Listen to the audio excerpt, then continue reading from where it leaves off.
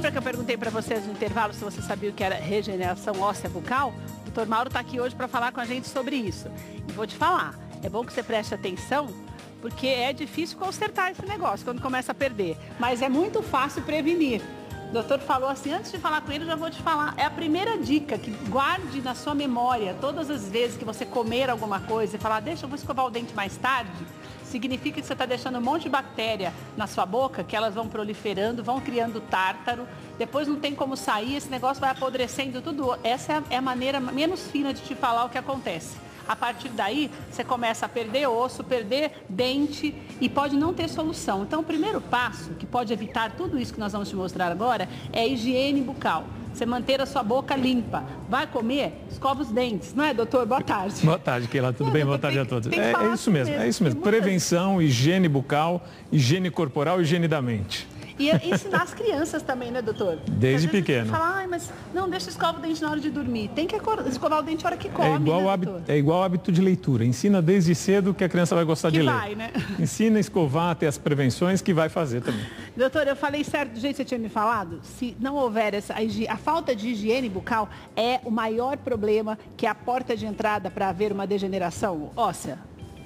A falta de higiene bucal, ela faz com que a formação de placa bacteriana e tártaro, na consequência, produza o que a gente chama de reabsorção óssea, devido à má higiene que vai formando aquele tártaro e vai perdendo o osso. E a sequência disso é muito vamos tentar explicar de uma forma que as pessoas entendam, o dente fica mole e acaba perdendo o dente, por perda óssea.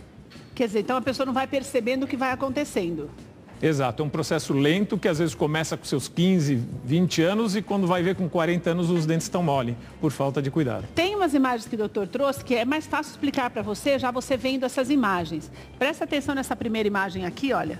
Essa imagem é o que, doutor? Vai explicando para mim o que é. Na verdade, o que nós estamos vendo aqui, o osso que deveria estar nesse limite amarelinho, ele está aqui em cima.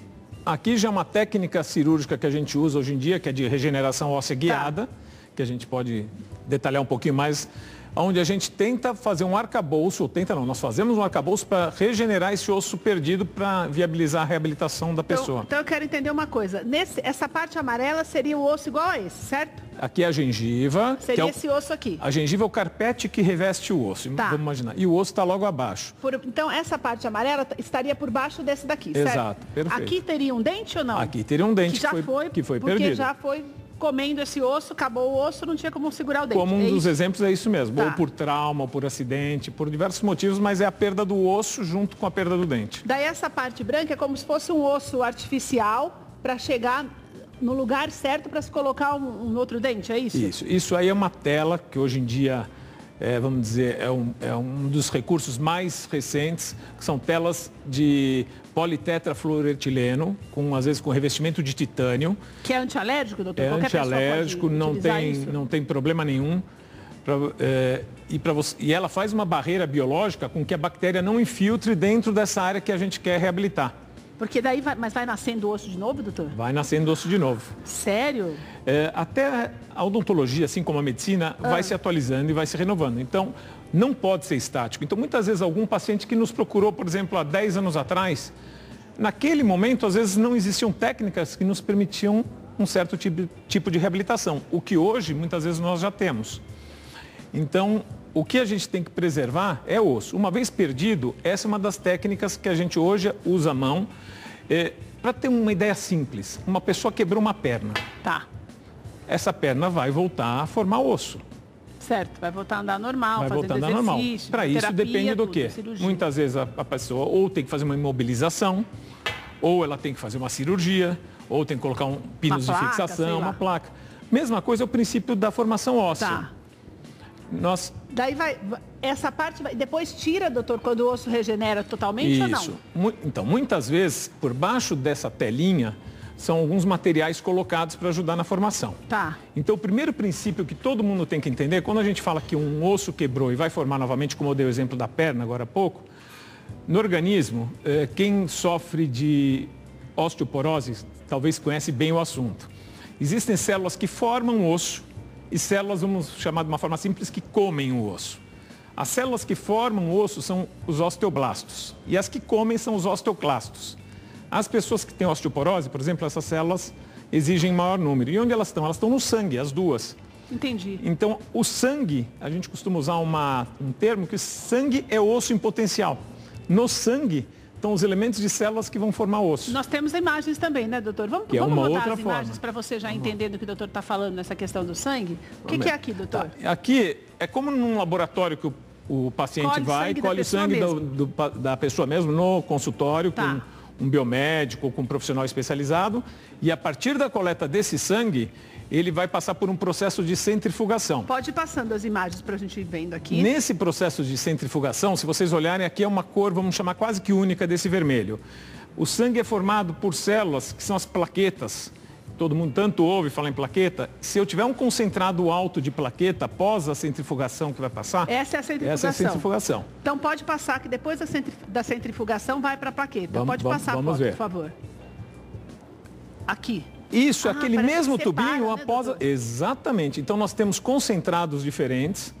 Entendi. Num concentrado, nós temos o que nós chamamos de plasma rico em plaqueta. Quer dizer, você colhe o sangue da pessoa, o sangue vem para esse tubo vai para uma centrífuga. Isso. Quando a centrífuga, na verdade, separa aquilo que vai ser utilizado e o que não vai ser utilizado para esse procedimento específico. Exato. Daí, deixa eu ver a próxima foto para ver o que... Só para contar uma curiosidade antes dessa foto. Se puder voltar um pouquinho, nós vamos contar. Essa parte do concentrado, ela é lotada, vamos chamar assim, e muito concentrada de fatores de crescimento, que é o que vai estimular a formação do osso. Entendi. Essa outra parte branca, antigamente nós chamávamos, até uns 15 anos atrás, de plasma pobre em plaqueta, porque ele não tinha plaqueta. Mas ele é pobre em plaqueta, mas ele é rico em outra coisa. Daí pensava-se antigamente que não servia para nada. Não servia para nada. Então, hoje em dia, não se dispensa de jeito nenhum. Serve para quê? E serve muito. Isso é o plasma rico em fibrina. Se vocês já ouviram falar, ele é muito usado também por cirurgiões plásticos. Olha. Essa fibrina é como se fosse uma cola natural. Por exemplo, para dar um exemplo muito fácil para todo mundo entender no seu dia a dia, pega um ovo, quebra o ovo dentro da pia, só deixando a clara ir para o ralinho.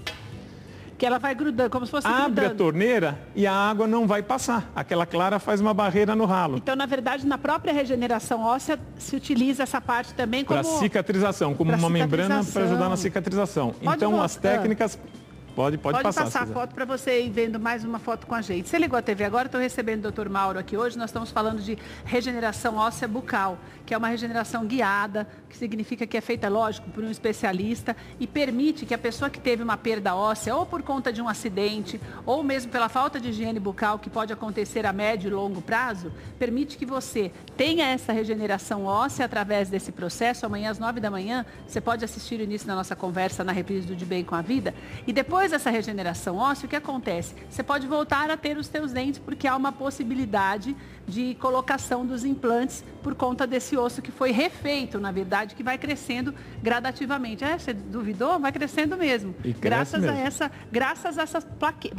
Como é que chama, doutor? Esse é o plasma rico em plaquetas. Mas esse é aquele que é para fazer a regeneração. Já é o concentrado. Não é o da cola. Não é o da cola. Tá. O da cola é outra parte do sangue. Aquela parte do sangue se transforma nessa goma, parece uma goma. Nessa goma, né, e que muitas vezes biomateriais são incorporados, que são esses pontinhos brancos que tem, que dá um arcabouço para essa massa, assim, para que ajude a estimular a nova formação óssea. Essa é uma das técnicas para ter regeneração óssea guiada, onde a gente vai fazer o arcabouço. Deixa eu ver mais um pouquinho, mais fotos. Essa é outra parte. Essa é a fibrina, que é o plasma rico em fibrina. Observa que quando pega com uma pinça, ela realmente é como parece uma gelatina. Parece uma gosminha mesmo, uma gelatina. Parece uma gelatina. E isso dá aquela ideia que eu dei da clara do ovo, que impermeabiliza, fazendo uma membrana, protegendo toda aquela área cirúrgica e ajudando na neoformação óssea. Deixa eu ver a próxima. Vai colocando já automaticamente, né, doutor? Sabe que esses plasmas, muito ortopedista usa o PRP, o plasma rico em plaqueta, para regeneração em joelho, em cirurgias de joelho e recuperação de atletas. E muito cirurgião plástico usa essa fibrina, quando faz, por exemplo, uma cirurgia na pele e quer esticar, usa como uma cola humana. Essa fibrina por baixo. Vai absorvendo. E humanas, nós estamos falando do próprio paciente. Isso aí foi tirado do próprio paciente, da própria pessoa. O que é isso, doutor? Aquele primeiro desenho, aquela é uma telinha de TFE.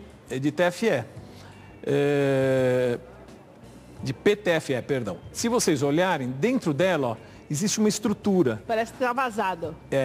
Isso é o titânio, que tem uma membrana de titânio que dá a forma que a gente consegue trabalhar. e ela hipermeabiliza o meio interno do externo e a bactéria não penetra na área que você está reestimulando e regenerando, provocando aquela regeneração óssea guiada. Doutora, e por que chama guiada? Porque quem estipula para onde vai crescer não é o organismo, é o cirurgião. Que é quando se isola dessa maneira, com essa fita que você determina onde vai ser feito. E nós vamos guiar o crescimento para onde a gente deseja que se forme osso e tenha uma quantidade nova de osso. Mas, doutor, e se a pessoa já perdeu... Você falou que, por exemplo, quem fica sem os dentes durante muito tempo, vai perdendo até pela falta de uso, porque você não tem dente e não vai ficar mastigando essa parte só nessa parte. Tem gente que o faz, mas é muito ruim, né? Então, a pessoa que fica muito tempo sem os dentes e que perde toda, que degenera toda essa parte, pode fazer na boca toda? Pode. Existem diversas técnicas. A gente tem que lembrar, primeira coisa, a gente costuma brincar, né? Tudo que não usa atrofia. Então, nós temos que usar tudo. Então, por exemplo, até a caminhada, a gente fala na terceira idade, né, ou na melhor idade hoje, caminha, porque o caminhar, aquele impacto suave, estimula aquele osso não ficar poroso, não ficar fraco. O que acontece? Quando uma pessoa perde um dente e fala, eu vou deixar, daqui a um ano eu vou resolver isso, para ter uma ideia, no primeiro ano é o ano mais crítico. É onde mais perde? Onde a pessoa perde, em média, na literatura, de 4 a 5 milímetros de altura de um osso. 4 a 5 milímetros, para quando nós estamos falando num espaço pequeno, isso é um mundo.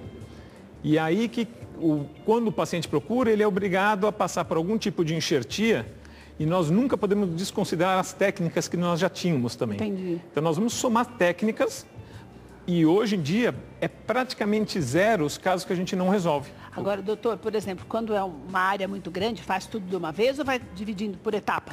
Cada caso tem seu RG, sua impressão digital. Normalmente por etapas? Não, você sabe que muitas vezes é numa etapa só. O que acontece, dependendo do grau e da severidade da perda, às vezes é obrigado a que se faça mais do que uma etapa. Meu Deus, é trabalhoso, hein, É trabalhoso. Por quê? E dolorido deve ser, né? Por quê? Porque a nível bucal que nós estamos falando, é que precisa ter tecido nos grandes casos. Nos pequenos casos, hoje, essas membranas até recobrem, não precisa, mas nós precisamos ter tecido mole, que é gengiva, vamos pôr numa forma assim, para recobrir aquele enxerto, para não expor ao meio bucal, nos casos grandes. Então, muitas vezes a gente é obrigado a... Muitas não são poucas hoje. Na grande maioria dos casos, a gente resolve com uma etapa cirúrgica só. Doutor, e quais são as restrições para esse tipo de procedimento? Tem gente que não pode fazer? As restrições, a gente costuma dizer que são transitórias. E transitórias por quê? Porque existe um trabalho de equipe, eu falei agora há pouco de biomédico, por exemplo, mas existe sempre o acompanhamento da pessoa. Primeiro nós tratamos de gente, não tratamos de dente. Né? Então, nós temos que conhecer a história do paciente, se ele tem algum problema de saúde, qual o problema, estarmos interrelacionados com o médico. Então, por exemplo, se fala em diabetes. Se o paciente tiver compensado, você tiver um contato com o médico, não há problema nenhum. Se o paciente tem um problema que ele passou por radioterapia, você vai ter um contato com o radioterapeuta dele, normalmente depois de uma fase, de uma data, ele também pode fazer. Então os problemas são, a gente costuma dizer, em modo geral, são transitórios e não definitivos. E doutor, e quais são as restrições pós-operatórias? O que a pessoa tem que deixar de fazer por um tempo, até ficar melhor? Tem isso também? Olha, uma restrição alimentar? Olha, como qualquer cirurgia no corpo, existe um pós-operatório. Tirando a exceção do que nós comentamos até no último programa sobre cirurgia guiada de implantes, que o paciente sai da cadeira e a gente fala para o paciente, vai fazer tua hidroginástica hoje, a gente recoloca a prótese dele no mesmo dia ou faz a prótese nova no mesmo dia. Nesses casos, lógico, a pessoa imagina que fez uma cirurgia, vamos dizer, abriu um estômago. Você vai falar, vai fazer esporte hoje? Não. Então, geralmente existe um pós-operatório, que com as medicações e com os cuidados do paciente são tranquilos. E tem restrição alimentar? Não pode mastigar por um tempo? Não, geralmente a gente evita comidas, por exemplo, quentes ou muito sólidas, ou muito em grãos nos primeiros dias. Depois uma sopinha, né, doutor? Também vai fazer alguma coisa na boca, sorvete, doutor? A gente vai brigar com as partes das dietas, mas a gente fala, primeiro dia, maravilhoso, sorvete, milkshake. Mas é engraçado que todo mundo fala isso. Com qualquer cirurgia bucal, os profissionais falam para ingerir o sorvete, mas acho que é por causa do gelado, né, doutor? O quente faz sangrar, porque dilata o vaso sanguíneo, e aí você vai favorecer ao sangramento, vai favorecer ao inchaço e vai provocar dor. Então, o grande segredo, nós acabamos de falar de que sangue é osso em potencial. Se eu inchar, se eu sangrar, eu vou perder o quê? Eu vou perder o osso. o dente, que é aquilo que... O dente, perdão. Vou perder o sangue, que é aquilo que vai me fazer formar osso. Quer dizer, o pós também é muito importante para manter todo o trabalho que se teve para chegar naquele resultado, como né, doutor? Qualquer cirurgia no corpo da gente. Olha, eu vou deixar os contatos do Dr. Mauro para você. Você pode marcar a tua consulta. Às vezes, você sabe que às vezes acontece de nós passarmos por problemas pela falta de informação, na verdade. Muitas pessoas nem sabem. Nosso país é um país, a gente falou isso da outra vez, eu sempre falo que é um país desdentado, né, doutor? Infelizmente, os cuidados bucais, eles são desprezados pelos nossos governantes por conta disso. A acessibilidade ao atendimento gratuito é, assim, terrível. E, além disso, ainda tem mais um problema, que é a falta de dinheiro mesmo, quando você precisa fazer um tratamento mais oneroso. Mas eu sempre digo que é melhor você economizar em algo que vai te trazer benefícios para a vida toda, porque você ter uma saúde bucal adequada é o sorriso, é um cartão de visitas. Te abre portas quando você é bem cuidado e também é uma demonstração clara e visível de higiene. Então é muito importante que você invista na tua saúde e na saúde bucal. Vou deixar os contatos do Dr. Mauro, se você tiver alguma dúvida, o telefone é o 2097-6161. 2097-6161 e tem o telefone também, que é o implantesbrasil.odo.br, né, doutor? Perfeito. Implantesbrasil.odo.br, tá bom? E é muito importante que você cuide da sua boca, né, doutor? As pessoas têm que tomar essa consciência. Né? Imagina ficar desse jeito pela falta de higiene. Fundamental, demais. A saúde começa pela boca. Doutor, obrigada. Viu? Uma alegria Obrigado te receber você, mais tá uma bom? vez. Até.